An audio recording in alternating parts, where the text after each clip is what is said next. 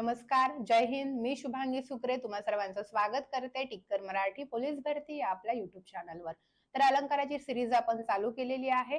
तर आजचा आपला अर्थालंकारामधला अलंकाराचा 11वा प्रकार आपण स्वभावोक्ती अलंकार आजच्या व्हिडिओत पाहणार आहोत. व्हिडिओ चालू करण्याआधी तुम्ही जर या चॅनलवर नवीन असाल तर चॅनलला सबस्क्राईब करा. व्हिडिओ जास्तीत जास्त भरती देणाऱ्या विद्यार्थी मित्रांपर्यंत शेअर करा. चला करूयात सुरुवात. आजचा आपला अलंकाराचा दुसरा मुख्य प्रकार अर्थालंकार. अर्थालंकाराचा 11वा प्रकार स्वभावोक्ती अलंकार.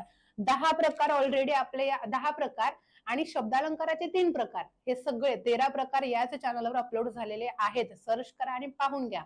एकही प्रकार राहिला नाही पाहिजे, जेणेकरून प्रत्येक प्रश्नाची गॅरंटी आपल्याला तो एक व्हिडिओ देतो. ठीक आहे, प्रश्न बरोबर येण्याची गॅरंटी. ओके, 11वा प्रकार आहेत पाहूयात आपण स्वभावोक्ती अलंकार. नावातच आहे काय स्वभाव.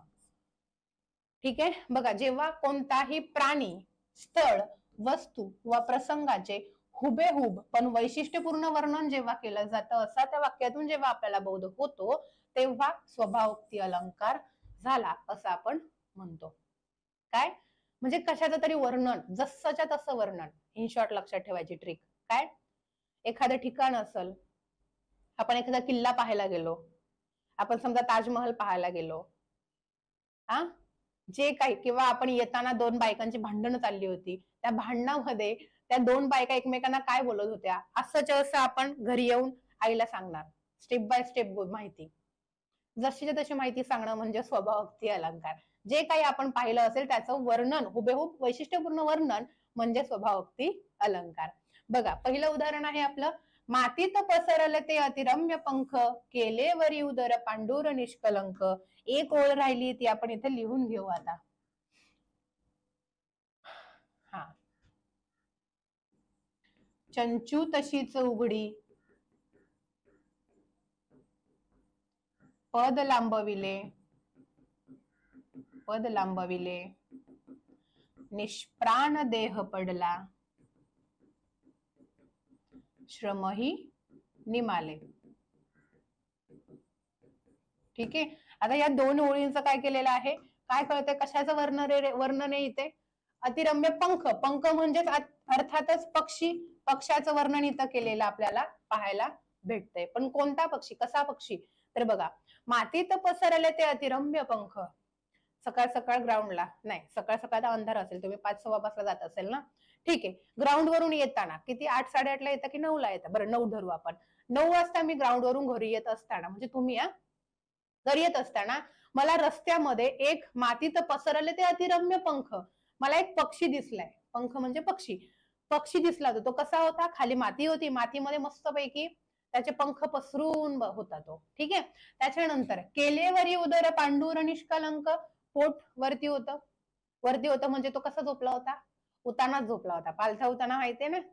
ठीक आहे, केलेवरी उदर पांडुर निष्कलंक, चंचू तशीच उघडी, चोच उघडी होती त्याची, उताना झोपला होता, पंख मस्तपैकी असे पसरून ठेवले होते, चोच म्हणजे तोंड उघडं होतं, आणि चंचू तशीच उघडी, पद लांबविले, मस्तपैकी पाय असे सोडून मस्त झोपला होता. ठीक आहे, निष्प्राण देह पडला, श्रमही निमाले. त्याच्याकडे बघून मला असं जणू काही वाटलं, घरी येऊन तो सांगतोय बरं का त्याच्या पप्पांना, पप्पा असं असं मी येत असताना मला असा असा पक्षी दिसला. ठीक आहे, तोंडही उघडं होतं, पाय पसरून मस्तपैकी पहुडला होता. त्याच्याकडे बघून मला असं वाटत होतं की निष्प्राण देह पडला, जणू काही त्याच्या शरीरात प्राणच नाहीयेत. निष्प्राण देह पडला, श्रमही निमाले. त्याच्या चेहऱ्याकडे बघून मला असं वाटत होतं की त्याला आता कसलंच टेन्शन नाही, कसलीच जबाबदारी नाही, कुठलं स्वप्न पूर्ण करायची गरज त्याला राहिली नाही, म्हणजे तो मृत आहे असं मला त्याच्याकडे बघून जाणवलं. पण मला यायला उशीर झाला होता, कारण मला जॉबला पण जायचं असतं ना, त्याच्यामुळे मी बघितलं नाही की तो खरंच जिवंत आहे की तो मृत आहे.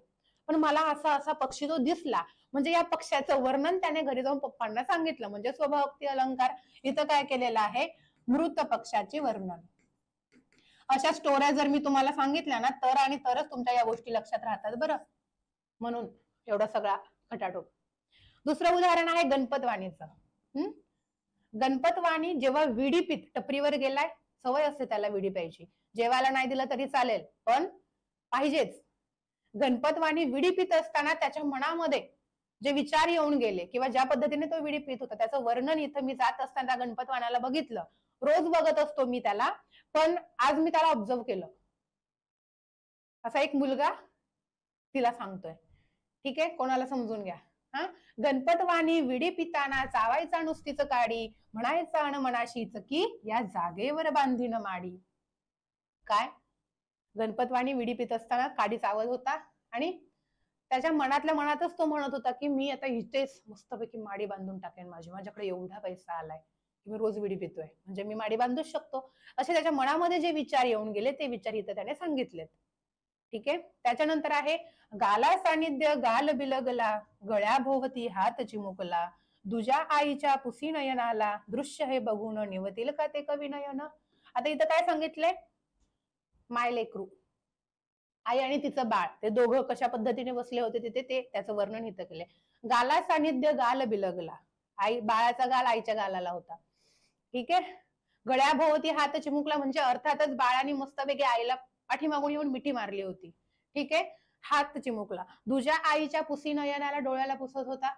आणि हे दृश्य बघून कविनयन निवतील का हे कविनयन. तर हे मायलेकरांचं वर्णन जशा पद्धतीने ते होते त्याचं वर्णन हे तर हुबेहूब केलेलं आहे, म्हणून स्वभावोक्ती अलंकार होतो. तर ही होती काही आपली स्वभावोक्ती अलंकाराची उदाहरणं. अजून काही उदाहरणं माहिती असेल कमेंट बॉक्समध्ये सांगायची.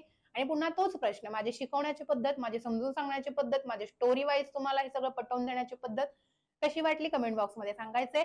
व्हिडिओ जास्तीत जास्त भरती देणाऱ्या विद्यार्थी मित्रांपर्यंत शेअर करायचा आहे. आणि अजून जर तुम्हाला काही अडलंच तर मी आहेच तुमच्यासाठी कायम इथे. ऑफलाईन कमेंट बॉक्समध्ये कमेंट टाका. कमेंट वाचल्यानंतर मी तुम्हाला लगेच रिप्लाय देण्याचा प्रयत्न करेल. भेटूयात पुढच्या व्हिडिओत पुढचा प्रकार घेऊन. तोपर्यंत अभ्यास करत राहा. Bye bye, take care, wish you all the best.